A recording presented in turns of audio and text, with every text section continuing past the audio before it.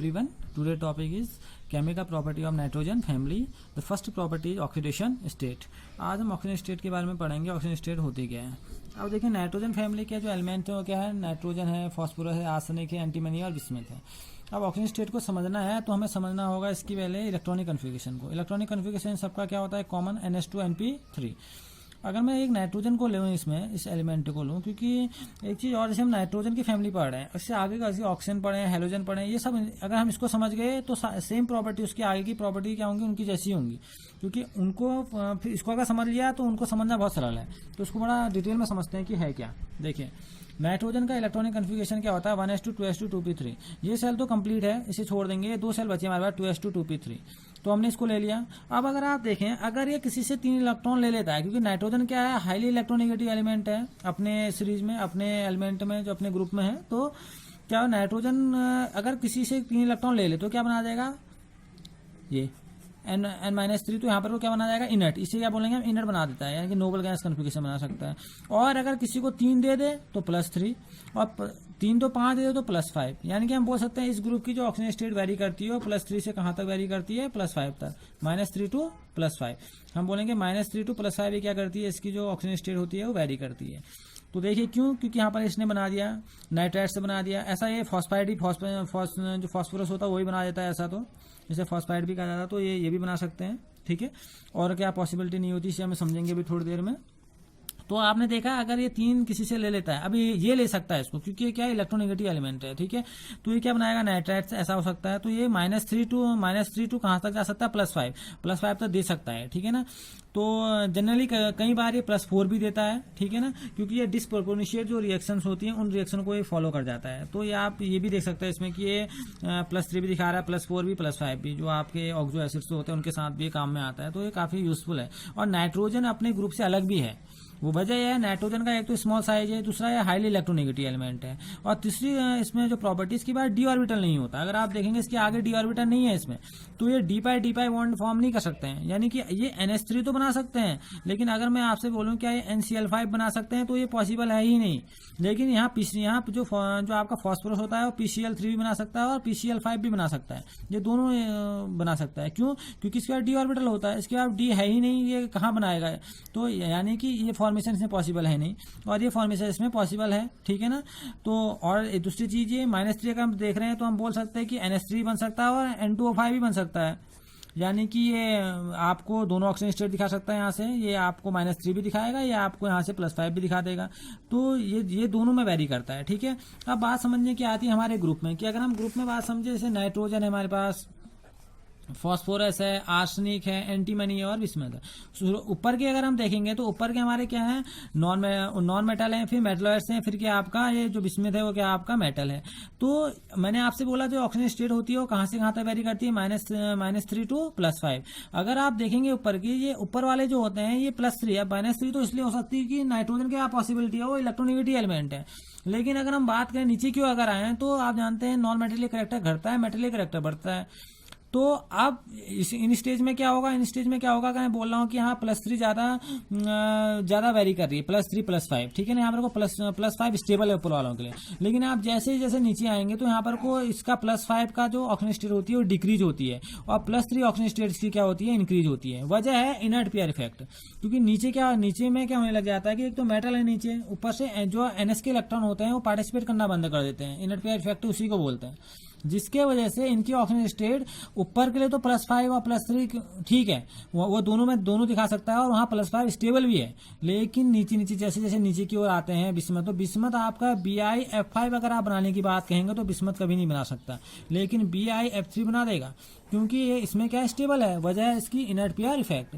तो inert pair effect की वजह से जो नीचे के जो एलिमेंट होते हैं डाउन द ग्रुप अगर नीचे की ओर आएंगे तो +3 ऑक्सीजन स्टेट क्या करती है, ज्यादा एग्जिस्ट करती है, और +5 यहाँ पर कोई एग्जिस्ट नहीं करती है, यानी कि वो स्टेबल नहीं होती है. ओके, अगर कभी ऐसा क्वेश्चन आता है तो वहां पर की वजह क्या है, वजह है इसकी, आप बोल सकते हैं इसका क्या फॉर्मेशन, इसका इनर्ट पेयर इफेक्ट का होना. ये इनर्ट पेयर इफेक्ट होने की वजह से +5 वहां पर को वेरी नहीं करती, +3 क्या करती है, वेरी करती है. और सेकेंडली नाइट्रोजन क्या करता है, पी पाई बॉन्डिंग बहुत स्ट्रांग बनाता है.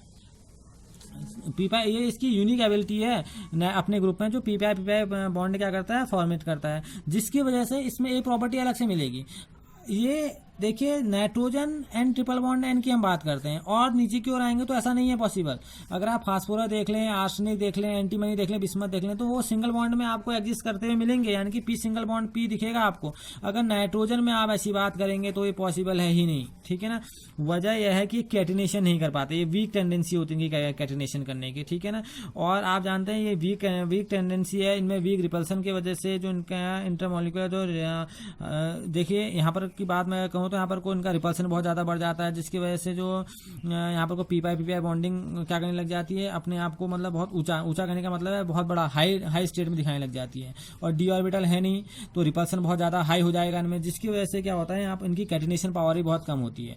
तो जिसकी वजह से नाइट्रोजन कभी एन सिंगल बॉन्ड एन में एग्जिस्ट नहीं करता, लेकिन और सभी क्या कर सकते हैं यहाँ पर को सिंगल बॉन्ड कैरी कर सकते हैं। वजह है कि यहाँ पर को डी ऑर्बिटल नहीं है, यहाँ पर को रिपल्सन बहुत ज़्यादा हाई हो जाएगा, ठीक है ना, क्योंकि आगे इलेक्ट्रॉन आगे मूव कर नहीं सकता, ठीक। और यहाँ पर को तो आप जानते हैं यहाँ पर डी ऑर्बिटल है तो यहाँ पर को सिंगल बॉन्ड बनने की टेंडेंसी होती है, ठीक। तो ये कुछ प्रॉपर्टी थी हमने जिसके बेसिक जाना आपका क्या ऑक्सीजन स्टेट के बारे में जाना कि ऑक्सीजन स्टेट कहाँ से कहाँ तक वेरी करती है, -3 to +5 वेरी करती है। जहाँ आपका नाइट्रोजन आपको +3 +5 बनाता हुआ दिखाई देगा, लेकिन जैसे नीचे की ओर आते हैं हम अपने ग्रुप में बिस्मथ तक आते हैं तो वहाँ पर को +5 की टेंडेंसी डिक्रीज हो जाती है और +3 की टेंडेंसी क्या हो जाती है, इंक्रीज होते हुए दिखती है। यानी कि वहाँ पर को जो ऑक्सीजन स्टेट वेरी करेगी वो +3 और वेरी करेगी, क्योंकि वहाँ पर को आपके मेटल है, वजह है इनर्ट पेयर इफेक्ट की, ठीक है ना। तो आज हमने जाना ऑक्सीजन स्टेट के बारे में, ओके। और इसी की अगर हम केमिकल रिएक्टिविटी की बात करें तो हम जानते हैं जो हमारा नाइट्रोजन है वो ट्रिपल बॉन्ड फॉर्म करता है, एन ट्रिपल बॉन्ड एन। अगर रिएक्टिव करेंगे तो नाइट्रोजन इतना ज़्यादा रिएक्टिव नहीं है, वजह है क्योंकि इसका एक अगर आप देख रहे हैं 1 सिग्मा 2 पाई यानी कि पी पाई बॉन्डिंग यहाँ पर को काम कर रही है। और जो बॉन्ड लेंथ है, अगर हम इसकी बॉन्ड लेंथ की बात करेंगे बहुत हम कहेंगे बहुत छोटा बॉन्ड है, क्योंकि साइज बहुत छोटा होगा तो बॉन्ड लेंथ वैसे भी छोटी हो जाएगी, ठीक है ना, रिएक्टिव कम है। लेकिन इसी के केस में फॉस्फोरस बहुत ज़्यादा रिएक्टिव होता है, और फॉस्फोरस रिएक्टिव होता है क्योंकि फॉस्फोरस आपको पता है जो इसका फर्स्ट एलिमेंट होता है, हम बोल सकते हैं वो क्या है, कलरलेस है, लेकिन आगे के जो एलिमेंट है इसे P4 ये बनाता है। जो P4 का जो अरेंजमेंट है इसका जो व्हाइट क्रिस्टलाइन सॉलिड बनाता है, ये हाईली रिएक्टिव होते हैं, ठीक है ना। और दूसरी बात नाइट्रोजन के पास आप जानते हैं लोन पेयर का इलेक्ट्रॉन होता है भाई, लोन पेयर का इलेक्ट्रॉन उसके पास है, तो वजह यह है कि अगर लोन पेयर का इलेक्ट्रॉन है तो इंटर इलेक्ट्रॉनिक रिपल्सन बहुत ज़्यादा हाई होगा, और वही टेंडेंसी उसकी कैटिनेशन की पावर को कम कर देती है। लेकिन अगर यहाँ पर की बात करेंगे तो यहाँ P4 कुछ इस टाइप से बन जाते हैं, काफ़ी दूर होते हैं, उनमें रिपल्सन नज़दीक नहीं होता, यानी कि काफ़ी दूर बॉन्डिंग उनकी पाई जाती है, जिसके वजह से उनमें रिपल्सन कम हो जाता है और सिंगल बॉन्ड के फॉर्म में भी पाए जाते हैं, ठीक है। तो इनको तो और आप जानते हैं आपको यहाँ पर को जो ट्रिपल बॉन्ड बन रहा है, ठीक है ना, बॉन्ड इंथेरेपी की बात हम इसके करें, बॉन्ड डिसोसिएशन एनर्जी की बात करें तो आप जानते हैं इसकी बॉन्ड इंथेरेपी बहुत ज़्यादा हाई होती है, ठीक है ना, क्योंकि यहाँ बॉन्ड आपको ज़्यादा तोड़ने होंगे, क्योंकि 3 बॉन्ड है, आपको तोड़ने में आपको टाइम लगेगा, इसको ब्रेक डाउन करने में टाइम लगेगा। तो हम बोल सकते हैं कि ये इतना ज़्यादा रिएक्टिव नहीं है, लेकिन फॉस्फोरस बहुत ज़्यादा रिएक्टिव होता है, ठीक है। और जो फास्फोरस है, आर्सेनिक है, जो नीचे के जो एलिमेंट है इसका ये डी पाई बॉन्डिंग बनाना बहुत जल्दी जानते हैं, यानी कि ये डी पाई बॉन्ड बनाते हुए आपको दिखेंगे, क्योंकि इनके पास क्या पाया जाता है, डी पाई बॉन्ड पाया जाता है, यानी कि ट्रांजिशन मेटल्स के साथ भी क्या करेंगे, काम करेंगे, ये एक लिगेंड्स की तरह भी काम कर सकते हैं।